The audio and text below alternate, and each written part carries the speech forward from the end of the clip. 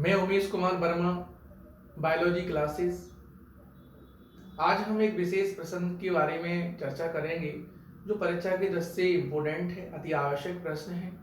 परागण, परागकण,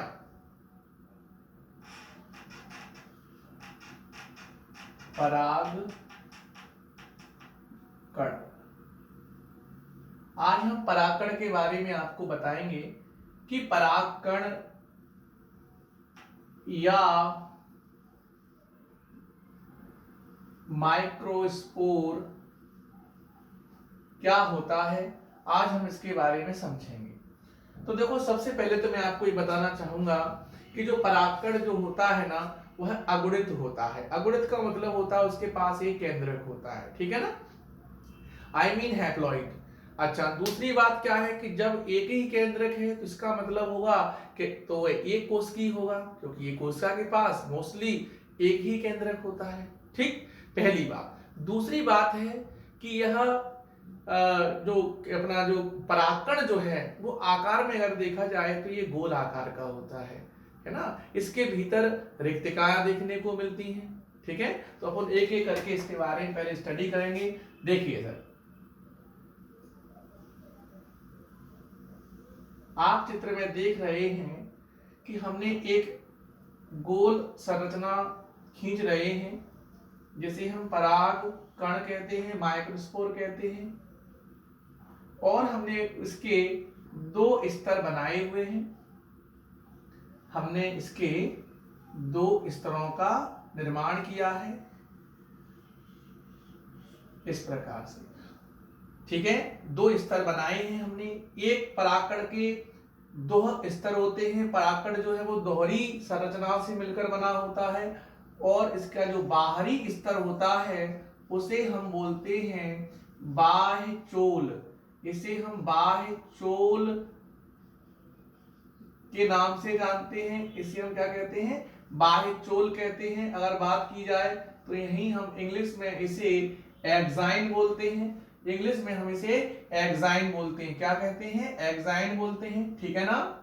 अच्छा, इसका जो दूसरा अंदर वाला स्तर होता है, नीचे का जो स्तर होता है, इसे हम बोलते हैं अंतःचोल। इसे हम अंतःचोल कहते हैं, और अंग्रेजी में हम इसे इंटाइन के नाम से जानते हैं, है ना। यानी एक्सटर्नल लेयर जो होती है वो एक्साइन होती है, और इंटरनल जो अंदर वाली जो लेयर होती है वो इंटाइन होती है। यानी बाहर के को हम बाह्य चोल कहते हैं, अंदर के को हम अंतःचोल के नाम से जानते हैं। अब बाह्यचोल जो है वो अंतःचोल को पूरी तरह से नहीं ढकती है, आई मीन पूरी तरह से इसे कवर नहीं करती है। कुछ जगह खुली रह जाती हैं। जैसे कि मैं बात करूं कि एक जगह ए हमें दिख रही है, यहां पर खुली है, एक जगह हमें यहां दिख रही है, और तीसरी जगह हमें यहां दिख रही है। आई बात समझ में? इस स्थान को हम कहते हैं जनन छिद्र। इन्हें हम कहते हैं जनन छिद्र। क्या कहेंगे? इसे हम जनन छिद्र कहेंगे। क्या कहेंगे? जनन छिद्र कहेंगे, या हम इसे बोल देते हैं जर्मपोर। क्या कह देते हैं? हमसे जर्मपोर बोलते हैं। ठीक है ना। इसको जर्मपोर क्यों कहते हैं इसके बारे में मैं आपको बताऊंगा।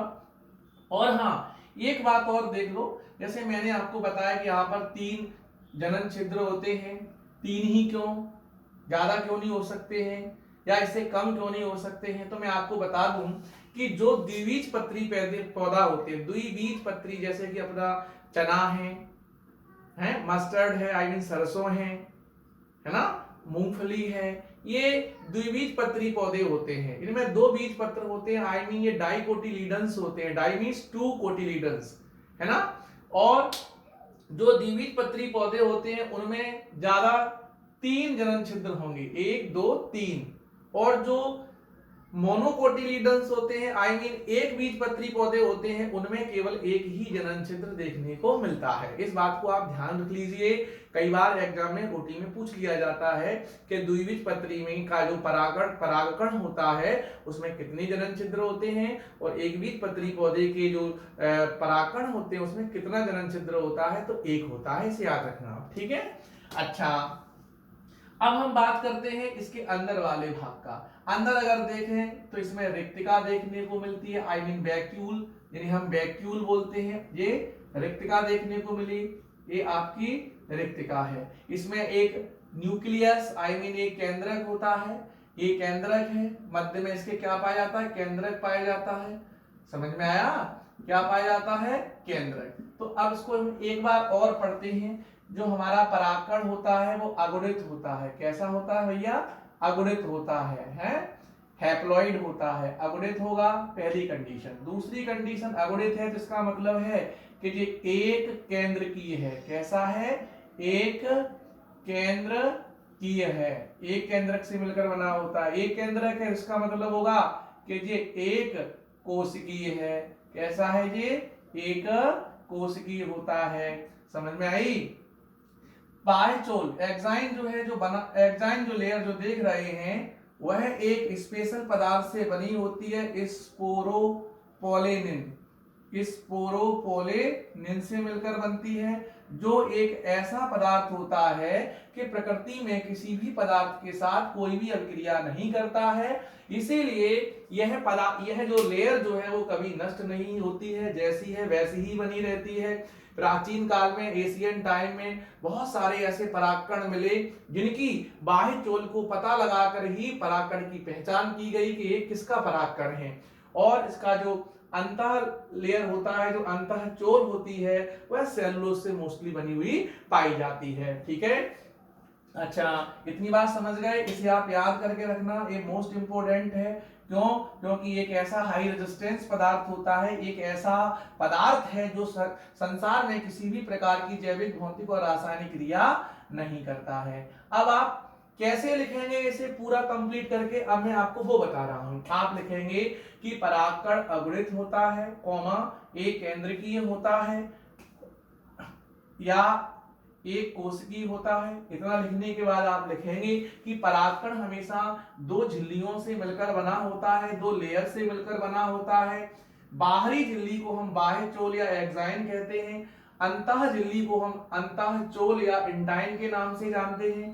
ठीक है, बाह्यचोल अंतःचोल को पूरी तरह से नहीं ढकती है, कुछ जगह खुली रह जाती है, उस स्थान को हम जनन छिद्र या जन्मपोर कहते हैं। ठीक है, द्विबीजपत्री पौधों में 3 जनन छिद्र होते हैं और एक बीजपत्री पौधों में प्रायः एक जनन छिद्र देखने को मिलता है। ठीक है, परागकण में इतना आप परागकण के बारे में लिख सकते हैं, क्योंकि ये ज्यादा नंबर में नहीं आएगा, ये 4 नंबर में आएगा। ठीक है, तो आप इसे अच्छे से लर्न कर लेना, देख लेना, है ना, लेकिन स्पोरोपोलेनिन को जरूर याद रखना। ठीक है, भूल मत जाना। कल हम आपको फिर से एक क्वेश्चन भेजेंगे, क्योंकि अभी हमारे पास समय नहीं रहता है, सारा दिन क्लास रहती है, फिर भी हम आपको समय निकालकर ये अति आवश्यक प्रश्न, इंपोर्टेंट प्रश्न भेज रहे हैं। ठीक है, आप पढ़ लेना। ओके।